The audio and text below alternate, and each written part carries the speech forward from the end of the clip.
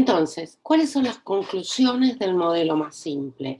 Las conclusiones son que si yo mezclo rápido los reactivos, voy a alcanzar la sobresaturación necesaria, voy a tener nucleación y después, cuando baje la concentración, cuando me gaste los reactivos para formar los núcleos, estos van a comenzar a crecer.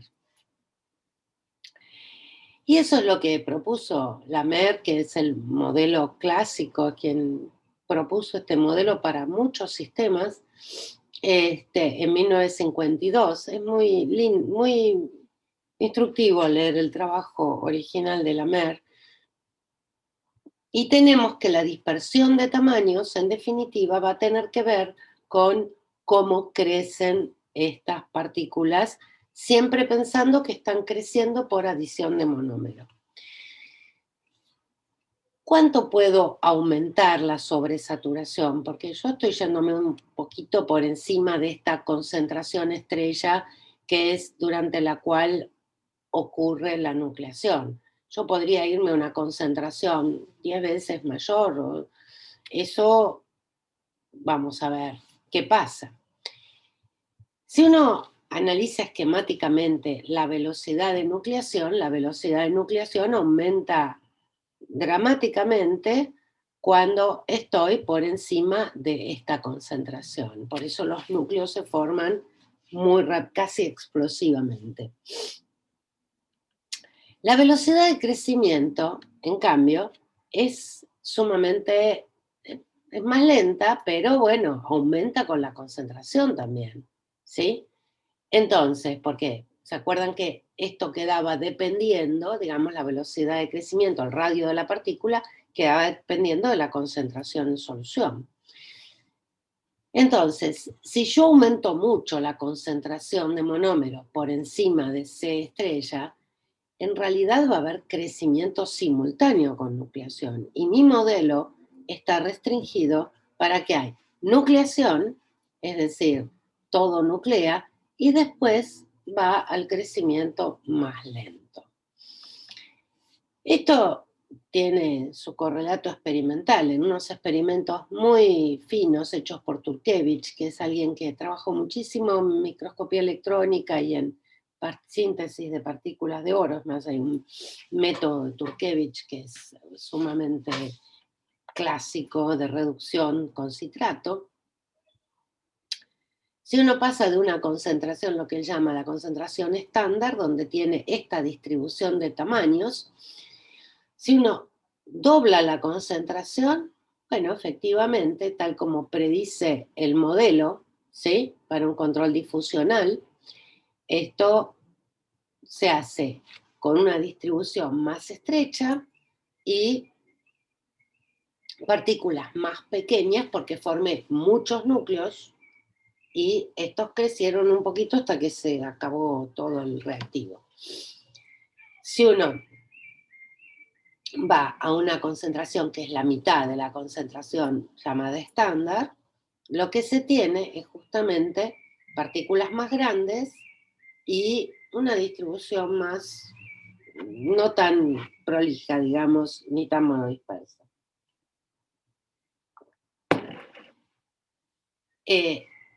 O sea que este modelo es sumamente útil porque es un modelo que se verifica experimentalmente en muchas situaciones. ¿Se verifica en todas las situaciones? Y no. En realidad no se verifica. ¿Y cómo nos enteramos? Fíjense en esta anterior, que esto es antes de que nano fuera una moda, que los tamaños están dados en Armstrong. Hoy en día los pondríamos en nanómetros. Son tamaños entre 10 y 50 nanómetros, pero en aquella época todavía se usaba el Armstrong como medida. Bueno, ¿cuál es, digamos, cómo podemos verificar que no siempre se cumple el modelo de Lamer y todo? Porque, bueno, nosotros en el siglo XX, ¿sí? ¿Qué teníamos? hacíamos un análisis cinético, justamente, nosotros, todo el análisis que hicimos fue un análisis cinético, basado en hipótesis, ¿sí? Decíamos, bueno, sí, se forma el núcleo, ¿verdad? Resuelvo las ecuaciones, tengo esto y me fijo cómo da, digamos, la evolución cuando puedo medir los tamaños. Y pero no se podían medir los radios en función del tiempo tan fácilmente porque, bueno, los experimentos no eran, sobre todo en tiempos cortos. Por otra parte, tampoco se podían medir partículas tan pequeñas como se pueden medir ahora. Después, en el siglo XX también las partes de cálculo, porque uno puede hacer simulaciones, ¿qué se hacían? Resolviendo ecuaciones diferenciales, cada vez más complejas de acuerdo a cómo fuera el sistema, o haciendo simulaciones pero con pocos átomos, ¿no? Porque la capacidad de cálculo no era tan fuerte como ahora.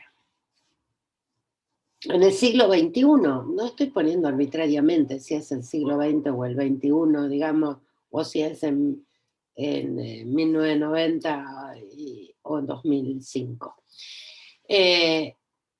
Nosotros podemos hacer un análisis cinético basado en la determinación del radio en función del tiempo. O sea que se han mejorado mucho en experimentación y las simulaciones hoy en día se pueden hacer con muchos más componentes porque la capacidad de cálculo se ha incrementado muchísimo e inclusive empieza a haber un uso incipiente de inteligencia artificial para tratar de predecir el comportamiento de estos sistemas. Entonces,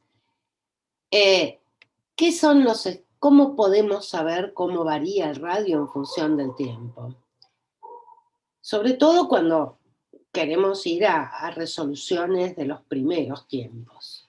Bueno, en técnicas microscópicas tenemos desde las microscopías de alta resolución, que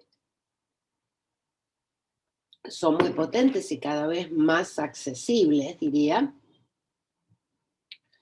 El criotem, que es justamente congelar la muestra para poder, que es congelar la reacción, para poder verla mucho mejor. Y la tomografía también, que me permite ahora visualizar en 3 dimensiones. También tengo las técnicas de sincrotrón, que tanto a bajo ángulo como a alto ángulo, que me permiten conocer los tamaños de partículas, la estructura. Son técnicas muy modelo dependiente, o sea que el análisis de datos depende mucho del modelo,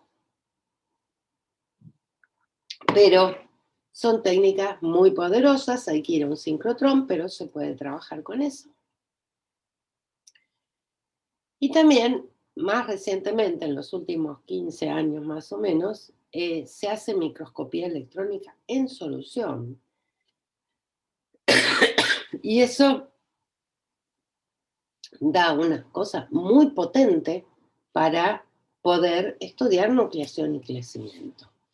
De hecho, esto es un trabajo clásico de ver qué pasa con la nucleación cuando se está haciendo carbonato de calcio. Y si uno lo mira a los 2 segundos y después a los 100 segundos, fíjense que una buena resolución temporal, después de haber mezclado los reactivos, uno empieza por no ver nada casi en este cuadradito, aunque hay acá algunas cosas incipientes. Y lo que es interesante es fijar la vista en un punto y ver que acá va apareciendo algo que crece, pero que después desaparece.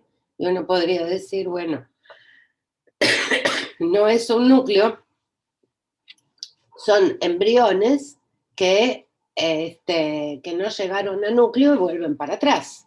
Es parte de la teoría de nucleación y crecimiento. que luego crece y que desaparece, pero al mismo tiempo que pasa esto acá, a los alrededores, también hay partículas que, acá hay 3 que se juntaron, después tenemos que medio desaparecieron y después tenemos que se hizo una partícula ya más grande. Entonces, esto no tiene nada que ver con lo que estuvimos viendo como modelo y nos plantea nuevos interrogantes. Por otra parte, para otro sistema, esta es, digamos, formar partículas de oro, pero no a partir de oro 3, que es lo estándar, sino a partir de oro más. Y acá se miró simultáneamente por Sachs, que es la difracción de rayos X a bajo ángulo. Esto es a alto ángulo me da la cristalinidad. A bajo ángulo lo que se hace es mirar las curvas de dispersión y de acá uno puede sacar, porque conoce las ecuaciones y conoce el comportamiento, puede sacar cuál es el radio de las partículas,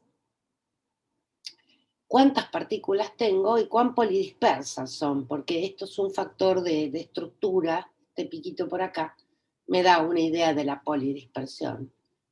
Y es interesante ver que las partículas son prácticamente cristalinas desde el inicio. También simultáneamente se registraron los espectros UV visibles, donde uno ve aquí la banda de plasmones de oro. Que el radio tiene más o menos esta forma, o sea que crece rápidamente y después crece lentamente, y que el número de partículas crece rápidamente, eso es consistente con el modelo de nucleación, ¿no es cierto? Se forman los núcleos, qué sé yo, pero uno esperaría que después se queden iguales. Sin embargo, después decaen. Entonces, algo está pasando. O se están disolviendo y depositando en otras, o se están pegoteando. Evidentemente, los modelos de crecimiento también pueden ser muy diferentes a lo que veíamos como modelo de difusión. Entonces, ¿cuáles son las conclusiones del modelo más simple? Las conclusiones son que si yo mezclo rápido los reactivos, voy a alcanzar la sobresaturación necesaria, voy a tener nucleación y después, cuando baje la concentración, cuando me gaste los reactivos para formar los núcleos, estos van a comenzar a crecer. Y eso es lo que propuso Lamer, que es el modelo clásico, quien propuso este modelo para muchos sistemas en 1952. Es muy instructivo leer el trabajo original de Lamer. Y tenemos que la dispersión de tamaños, en definitiva, va a tener que ver con cómo crecen estas partículas, siempre pensando que están creciendo por adición de monómero. ¿Cuánto puedo aumentar la sobresaturación? Porque yo estoy yéndome un poquito por encima de esta concentración estrella que es durante la cual ocurre la nucleación. Yo podría irme a una concentración 10 veces mayor. Eso, vamos a ver qué pasa. Si uno analiza esquemáticamente la velocidad de nucleación aumenta dramáticamente cuando estoy por encima de esta concentración. Por eso los núcleos se forman casi explosivamente. La velocidad de crecimiento, en cambio, es sumamente, es más lenta, pero bueno, aumenta con la concentración también, ¿sí? Entonces, ¿por qué? ¿Se acuerdan que esto quedaba dependiendo, digamos, la velocidad de crecimiento, el radio de la partícula, quedaba dependiendo de la concentración en solución?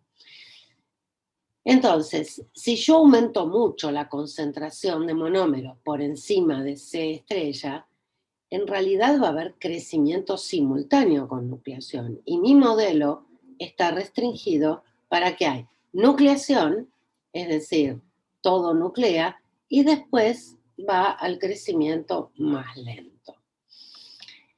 Esto tiene su correlato experimental en unos experimentos muy finos hechos por Turkevich, que es alguien que trabajó muchísimo en microscopía electrónica y en síntesis de partículas de oro. Es más, hay un método de Turkevich que es sumamente clásico de reducción con citrato.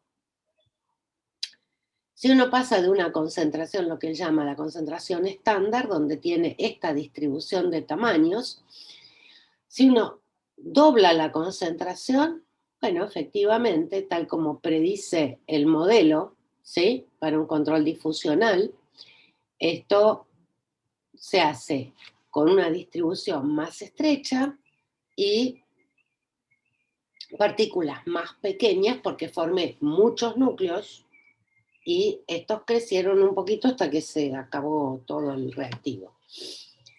Si uno va a una concentración que es la mitad de la concentración llamada estándar, lo que se tiene es justamente partículas más grandes y una distribución más, no tan prolija, digamos, ni tan monodispersa.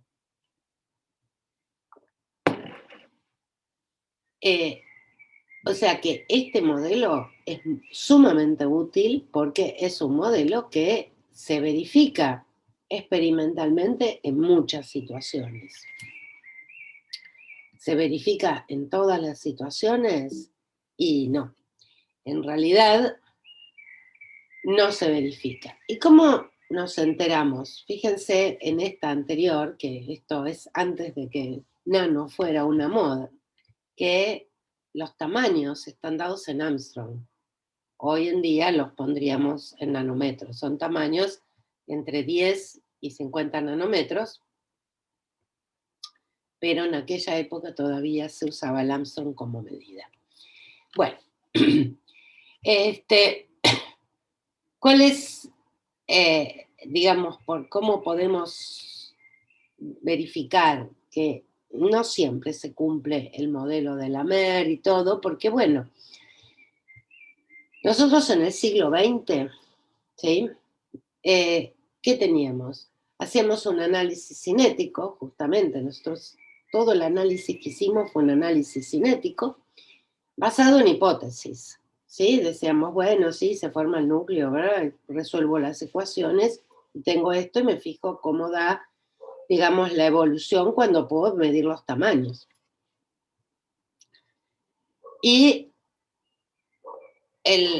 Pero no se podían medir los radios en función del tiempo tan fácilmente porque, bueno, los experimentos no eran, sobre todo en tiempos cortos. Por otra parte, tampoco se podían medir partículas tan pequeñas como se pueden medir ahora. Después, en el siglo XX también las partes de cálculo, porque uno puede hacer simulaciones, ¿qué se hacían? Resolviendo ecuaciones diferenciales, cada vez más complejas de acuerdo a cómo fuera el sistema, o haciendo simulaciones pero con pocos átomos, ¿no? Porque la capacidad de cálculo no era tan fuerte como ahora. En el siglo XXI, no estoy poniendo arbitrariamente si es el siglo XX o el XXI, digamos, o si es en 1990 o en 2005. Nosotros podemos hacer un análisis cinético basado en la determinación del radio en función del tiempo. O sea que se han mejorado mucho en experimentación y las simulaciones hoy en día se pueden hacer con muchos más componentes porque la capacidad de cálculo se ha incrementado muchísimo e inclusive empieza a haber un uso incipiente de inteligencia artificial para tratar de predecir el comportamiento de estos sistemas. Entonces, ¿cómo podemos saber cómo varía el radio en función del tiempo? Sobre todo cuando queremos ir a resoluciones de los primeros tiempos.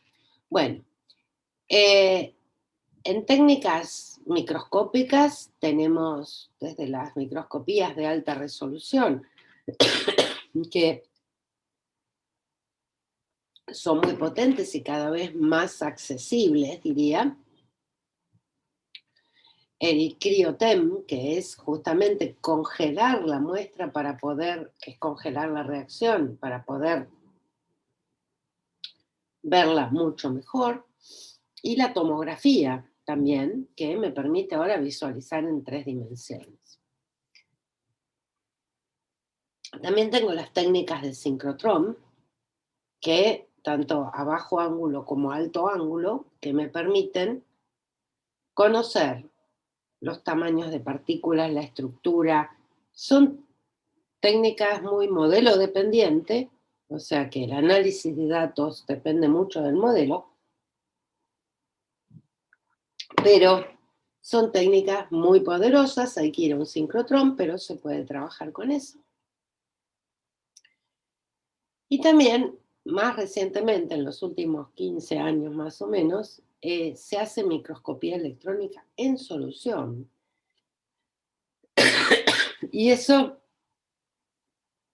da una cosa muy potente para poder estudiar nucleación y crecimiento. De hecho, esto es un trabajo clásico de ver qué pasa con la nucleación cuando se está haciendo carbonato de calcio. Y si uno lo mira a los 2 segundos y después a los 100 segundos, fíjense que es una buena resolución temporal, después de haber mezclado los reactivos, uno empieza por no ver nada casi en este cuadradito, aunque hay acá algunas cosas incipientes. Y lo que es interesante es fijar la vista en un punto y ver que acá va apareciendo algo que crece, pero que después desaparece. Y uno podría decir, bueno, no es un núcleo, son embriones que no llegaron a núcleo y vuelven para atrás. Es parte de la teoría de nucleación y crecimiento, que luego crece y que desaparece, pero al mismo tiempo que pasa esto acá, a los alrededores, también hay partículas que, acá hay 3 que se juntaron, después tenemos que medio desaparecieron y después tenemos que se hizo una partícula ya más grande. Entonces, esto no tiene nada que ver con lo que estuvimos viendo como modelo y nos plantea nuevos interrogantes. Por otra parte, para otro sistema, digamos, formar partículas de oro, pero no a partir de oro 3, que es lo estándar, sino a partir de oro más. Y acá se miró simultáneamente por SACS, que es la difracción de rayos X a bajo ángulo. Esto es a alto ángulo me da la cristalinidad. A bajo ángulo lo que se hace es mirar las curvas de dispersión y de acá uno puede sacar, porque conoce las ecuaciones y conoce el comportamiento, puede sacar cuál es el radio de las partículas, cuántas partículas tengo y cuán polidispersas son, porque esto es un factor de estructura, este piquito por acá, me da una idea de la polidispersión. Y es interesante ver que las partículas son prácticamente cristalinas desde el inicio. También simultáneamente se registraron los espectros UV visibles, donde uno ve aquí la banda de plasmones de oro. Que el radio tiene más o menos esta forma, o sea que crece rápidamente y después crece lentamente, y que el número de partículas crece rápidamente, eso es consistente con el modelo de nucleación, ¿no es cierto? Se forman los núcleos, qué sé yo, pero uno esperaría que después se queden iguales. sin embargo después decaen. Entonces, algo está pasando. O se están disolviendo y depositando en otras, o se están pegoteando.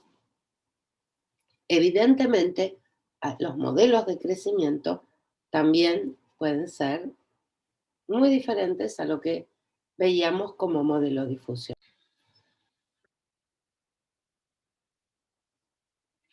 Bueno, entonces, ¿qué pasa cuando, por ejemplo, la nucleación es más lenta? O sea que la concentración no cambia tan rápidamente como habíamos dicho en este caso de nucleación que llamamos instantánea. Bueno, aquí pueden pasar muchas cosas diferentes, simultáneas, y vamos a analizar algunas de ellas. Por ejemplo, si la nucleación es lenta, a medida que está nucleando, también algunos núcleos van a estar creciendo. Entonces, la nucleación y el crecimiento ocurren simultáneamente. Es un poco lo que veíamos aquí en el caso del carbonato de calcio. Se formaban unos núcleos en esta parte, mientras que en otros había un crecimiento de partículas. Entonces, en ese caso, nosotros lo que vamos a tener es una diversidad total de partículas. Ahora, también puede pasar que se forman núcleos, van creciendo, ¿sí? Pero al mismo tiempo, monómeros que están en la solución, que están en una concentración adecuada, nuclean sobre las partículas que se están formando. A esto se lo llama nucleación heterogénea. Y la diferencia entre la nucleación homogénea y la nucleación heterogénea es que la nucleación heterogénea ocurre sobre una superficie. Puede ser la superficie del balón donde estoy sintetizando, puede ser la superficie de una partícula, puede ser una superficie que yo pongo como sustrato para crecer una película.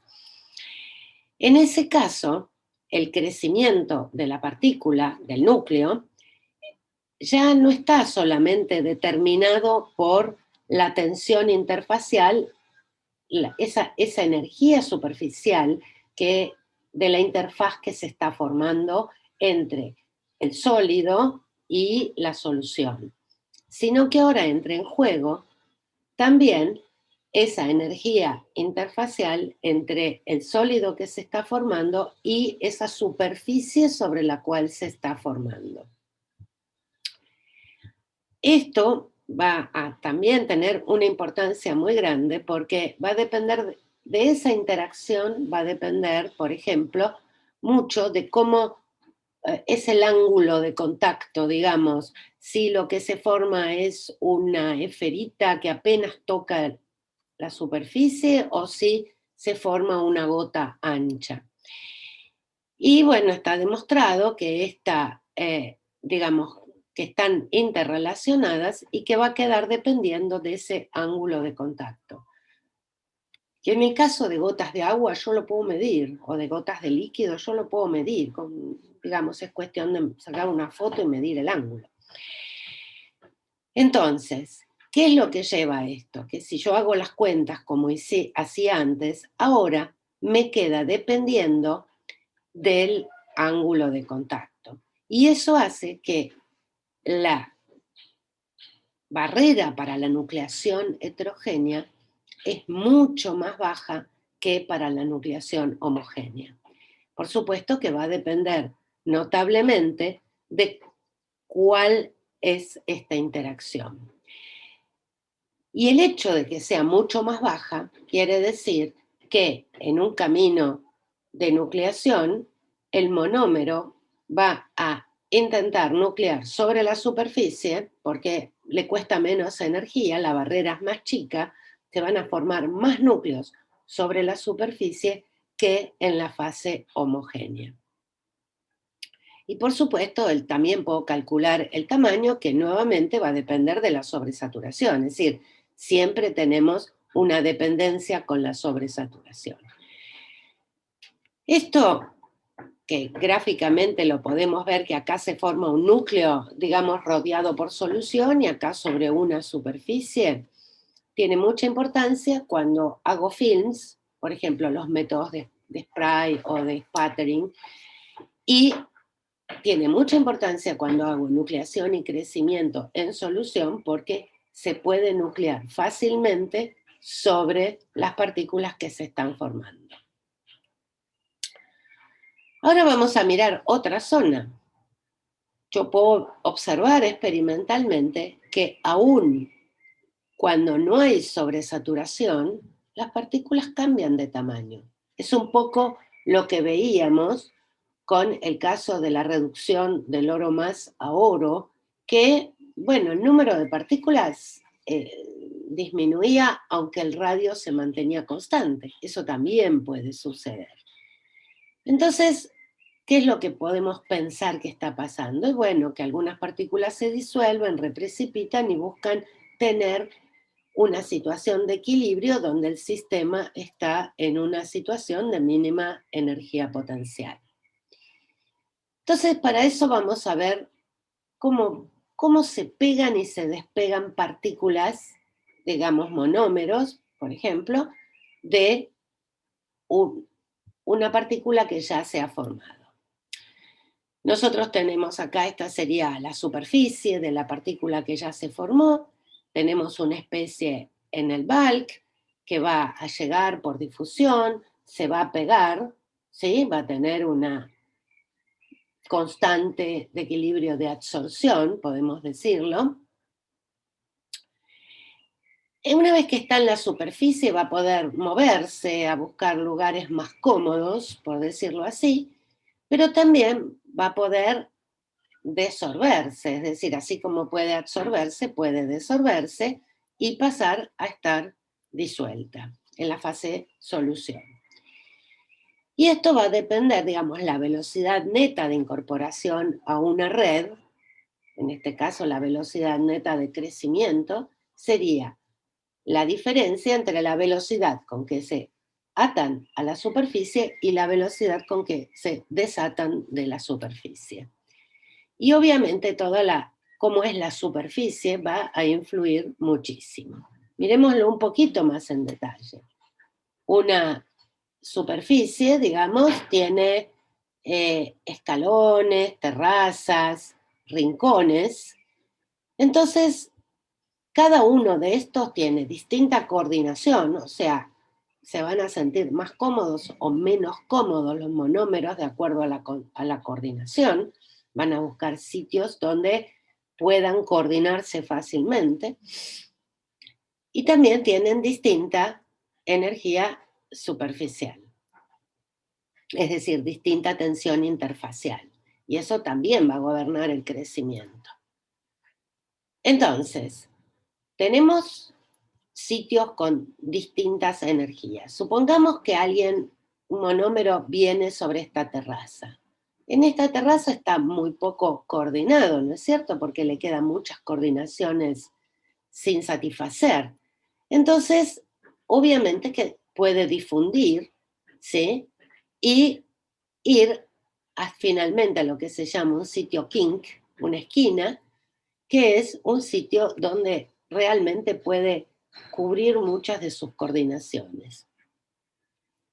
Cómo difunde por la superficie tiene que ver con las barreras difusionales que tenga y con las barreras químicas, es decir, la probabilidad de quedar amarrado en un determinado sitio. Entonces, los sitios con menor coordinación dijimos que son más lábiles, digamos que no ofrecen mucha capacidad de retención.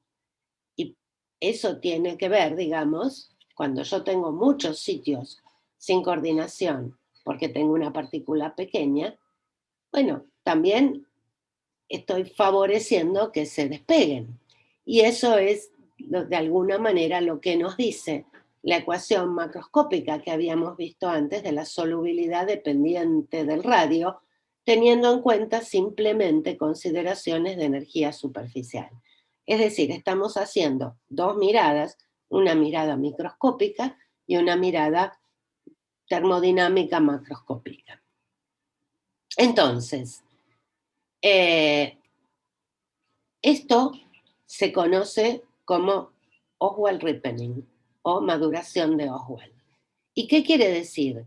Que llegada a una situación donde yo tengo concentración constante, las partículas más pequeñas van a tender a disolverse porque tienen muchos sitios con coordinación no saturada. Se van a tender a disolver para minimizar la energía del sistema y ese monómero que queda ahí dando vueltas se va a depositar. ¿Y dónde se va a depositar? En la partícula más grande, donde la solubilidad es menor.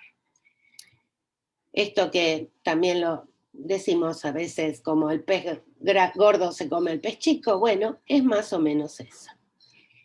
Acá les muestro y pueden ver en este video un caso de Oswald ripening, también en algunos de los prácticos y en algunas de las charlas también hay más, digamos, animaciones de este tipo, donde justamente uno empieza con una situación de partículas, algunas más grandes, otras más chicas, que es estadísticamente probable, y a medida que pasa el tiempo, yo hice solo algunas capturas, uno encuentra que hay pocas partículas chicas y hay más partículas grandes. Y sin embargo, la concentración no cambió. Esto se puede modelar. Hay gente que ha hecho las cuentas, se puede modelar.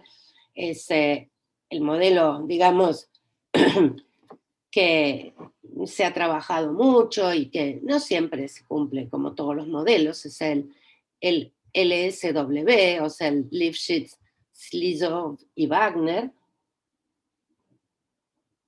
Y es un modelo que me dice, bueno, yo tengo una partícula pequeña que tiene tendencia a disolverse. Entonces va a haber un flujo de solutos, de monómero, desde esta partícula pequeña en todas las direcciones. Esta es una partícula grande.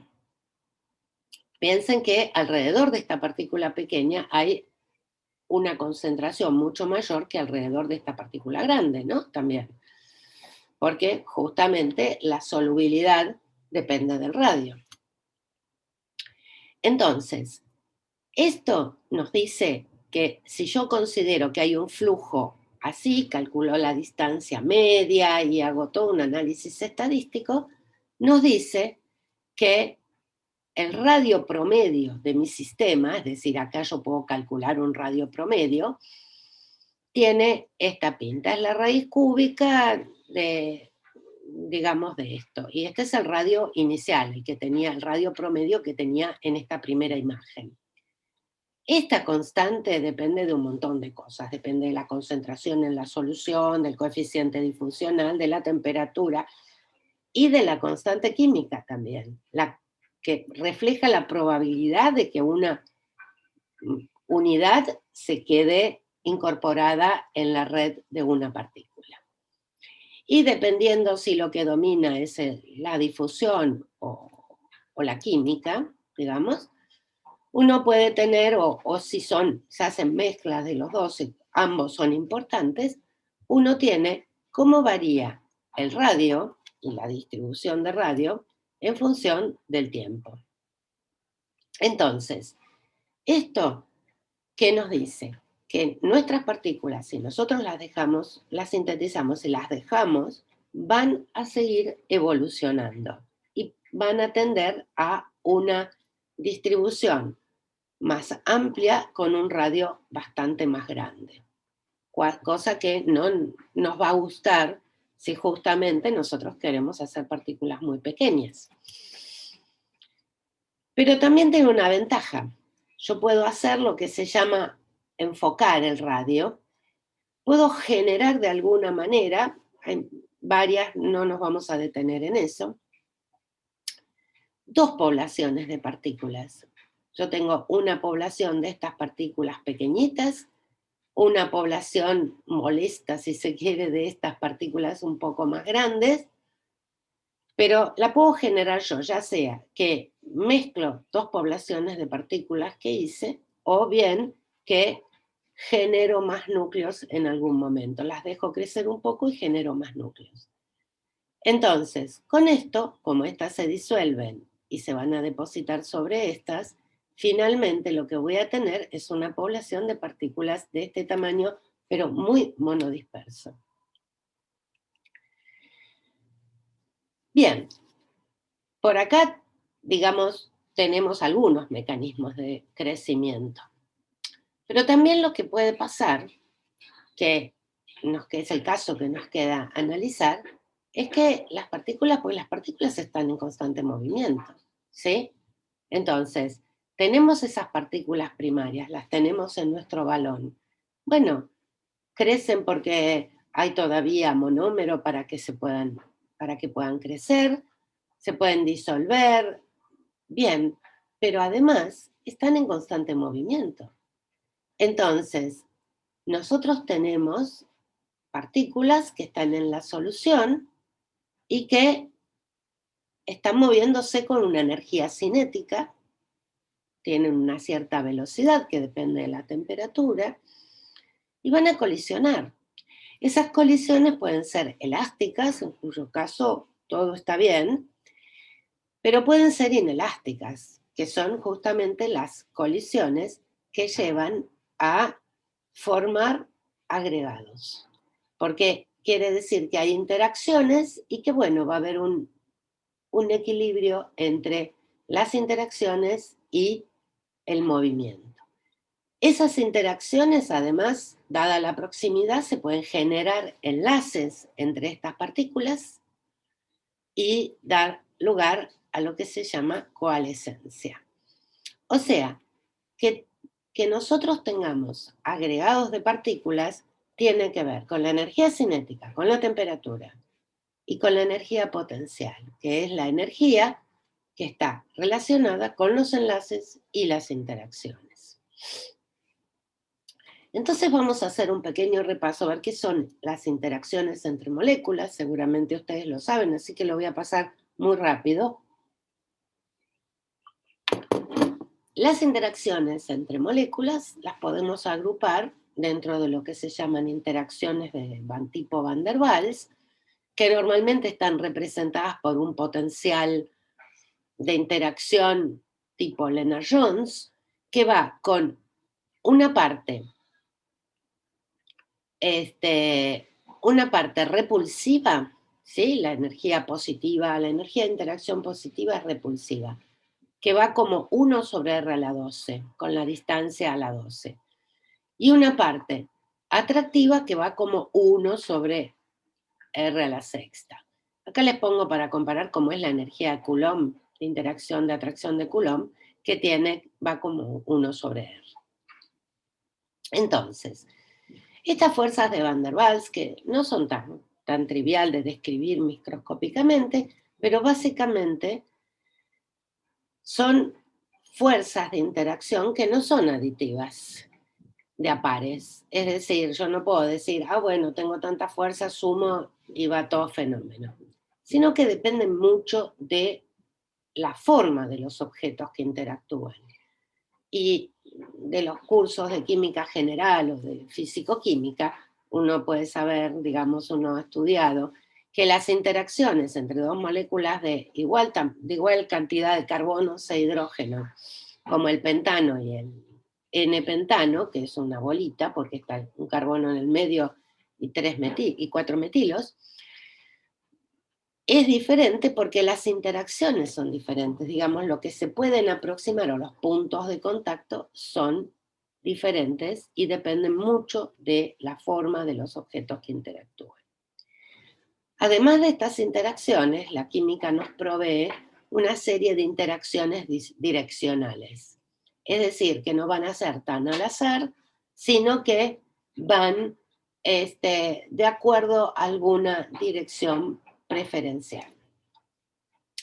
Una de estas interacciones es el puente hidrógeno, que todos conocen, donde un hidrógeno en agua, un hidrógeno interactúa direccionalmente, o sea, el orbital 1s del hidrógeno interactúa un poco con un orbital 2p del oxígeno y entonces eso adquiere una dirección, no es al azar. Es lo que se llama una interacción estructurante. Así como está el puente hidrógeno, podemos tener uniones halógeno, por ejemplo, o electrofílico, nucleofílico, donde también es como que se forman aductos, pero cosas que quedan interactuando, no se forman enlaces realmente. Pero esto también es estructurante.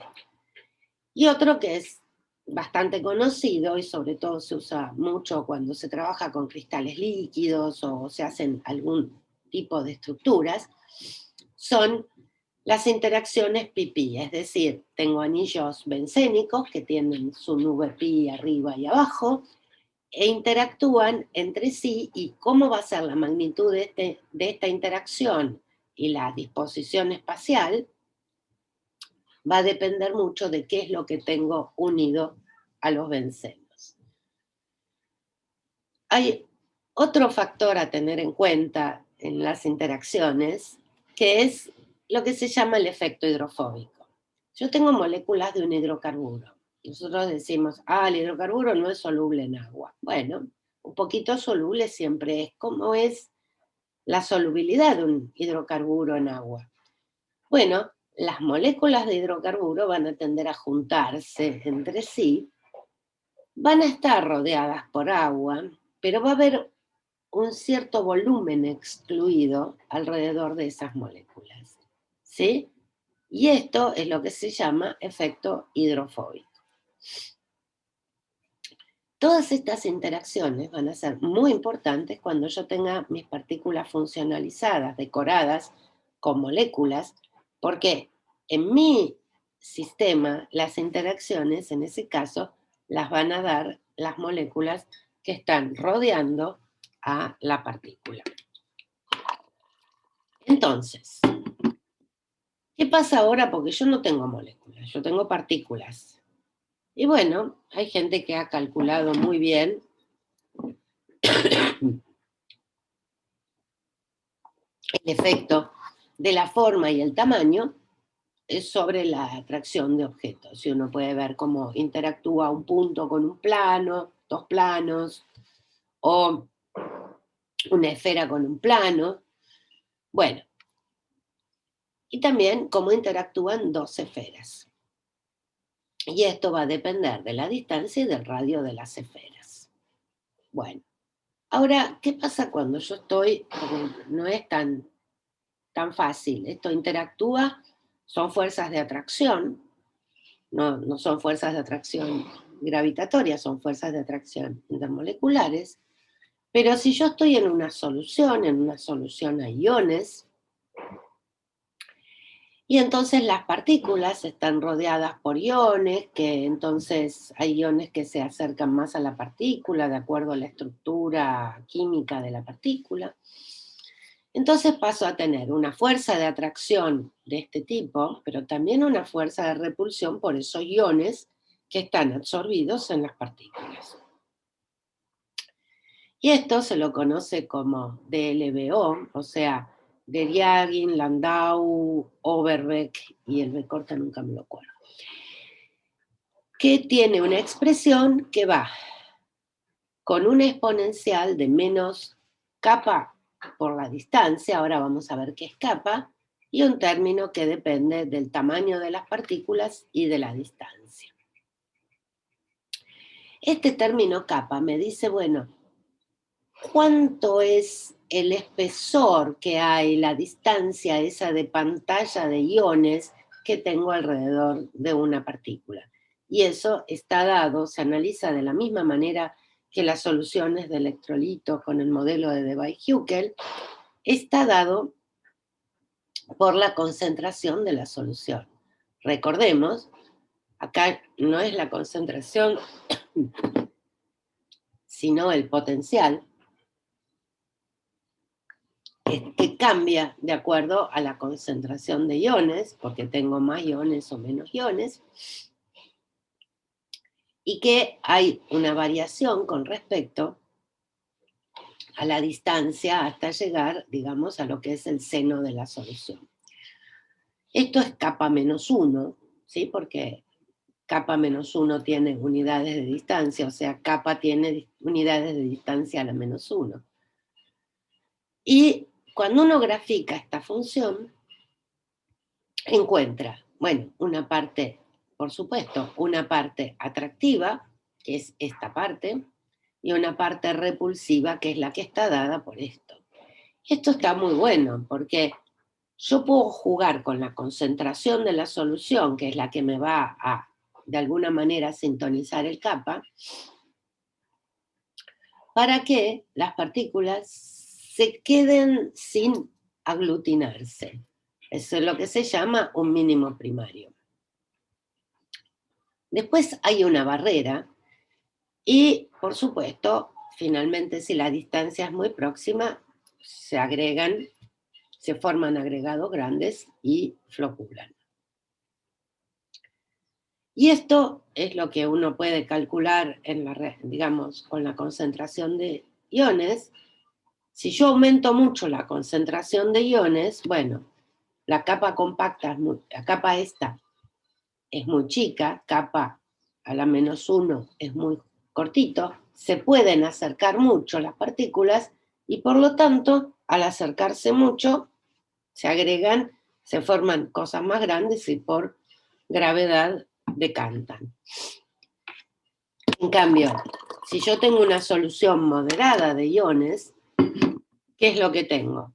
Tengo una situación donde las partículas no llegan a acercarse mucho y se quedan lejos unas de otras. Por supuesto que esto también depende de cuántas partículas tengo, ¿no? Entonces, esto no es ni más ni menos que lo que nosotros vemos en el Río de la Plata, de donde yo provengo, o sea, yo vivo por acá, que es un río que trae arcillas, las arcillas son partículas, y cuando desemboca en el mar, que la concentración salina es mucho más grande, no dejo de ver las partículas. ¿Por qué? Porque decantan, porque al tener más concentración salina, se agregan y se van al fondo. ¿Qué implicancias tiene la agregación? Esto que estamos esquematizando acá.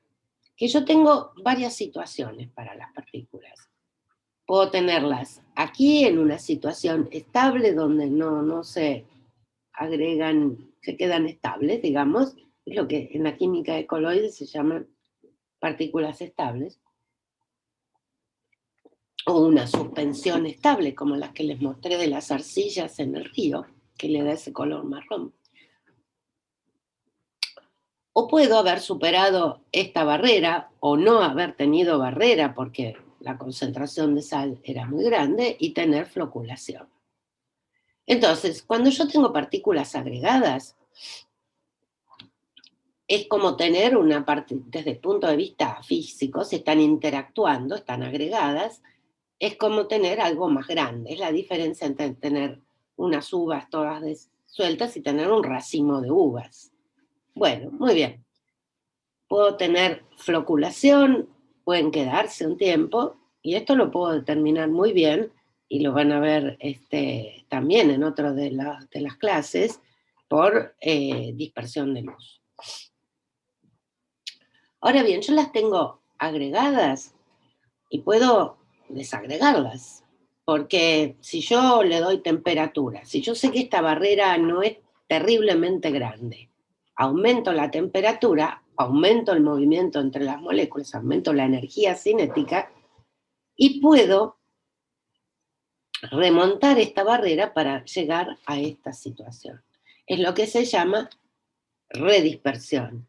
Y entonces tengo, digamos, una colección de partículas desagregadas. Muchas veces hacemos esto con ultrasonido también. A veces ponemos algunas moléculas que llamamos peptizantes para justamente cambiarle un poquito la distancia y que se queden por aquí. Pero otra cosa que puede suceder es que dos partículas que están muy próximas empiecen a jugar con sus átomos. Y al jugar con sus átomos, ¿sí?, empiecen a intercambiar átomos. Y entonces, por ejemplo, estas son simulaciones que después se observan en el microscopio, lo mismo que esta, que justamente tenemos las partículas que se tocaron, empezaron a intercambiar átomos porque todo está en movimiento, y los átomos empiezan a ordenarse, a reordenarse, y se termina formando un cristal más grande. Esto se puede ver con un microscopio in situ, es decir, cuando uno tiene partículas de platino que está formando en una solución, que acá, digamos, uno está viendo, digamos, intensificando la imagen, una partícula aquí, otra partícula acá, ¿sí? Y fíjense cómo en distintos tiempos esta partícula empieza a estar muy cerca y finalmente tengo una partícula más grande. O sea que este es otro mecanismo que me lleva al crecimiento de las partículas y que puedo aprovecharlo, ya sea la agregación para redispersar y tener partículas, o también la coalescencia para hacer crecer las partículas, si es que las quiero hacer crecer.